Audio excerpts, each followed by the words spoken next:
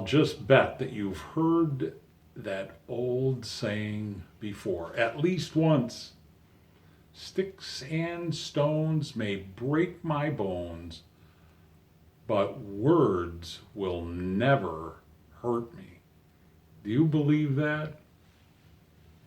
How might your words affect other people? Have you ever given that any thought?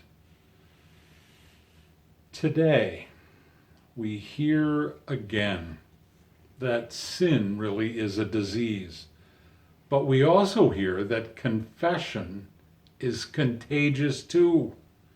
Consider the experience of some exorcists in Ephesus. They didn't even follow Jesus, but they attempted to use his and Paul's name as part of an incantation to remove a demon from a man. This is actually a fascinating story. So what happened? The demon confessed to Jesus' power and then made a mockery of those exorcists. This is what it says in Acts chapter 19. This became known both to all Jews and Greeks dwelling in Ephesus, and fear fell on them all, and the name of the Lord Jesus was magnified. And many who had believed came confessing and telling their deeds. Also, many of those who had practiced magic brought their books together and burned them in the sight of everyone.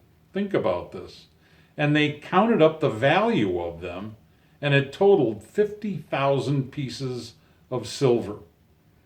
So the word of the Lord grew mightily and prevailed, a common expression in both the Gospel of Luke and in the book of Acts.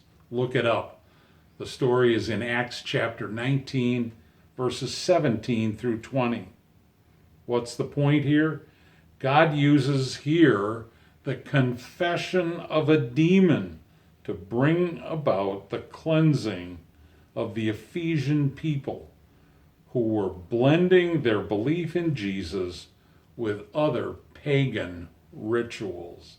These people confessed their sins of following other gods, demonstrated their trust in God's grace by destroying cultic objects, and even accepted God's grace even in the shadow of the temple to the Greek goddess Artemis. This story shows us that words matter. They have a powerful effect, even sometimes when the speaker doesn't have any awareness of that power.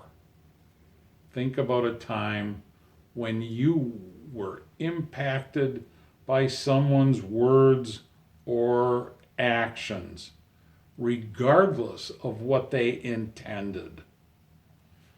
How have your words sometimes made a difference in the lives of those who heard you? A difference for the better or not?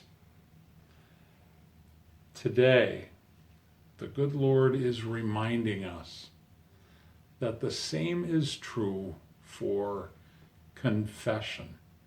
It can be inspirational, not just for you, but for those who hear it when you do.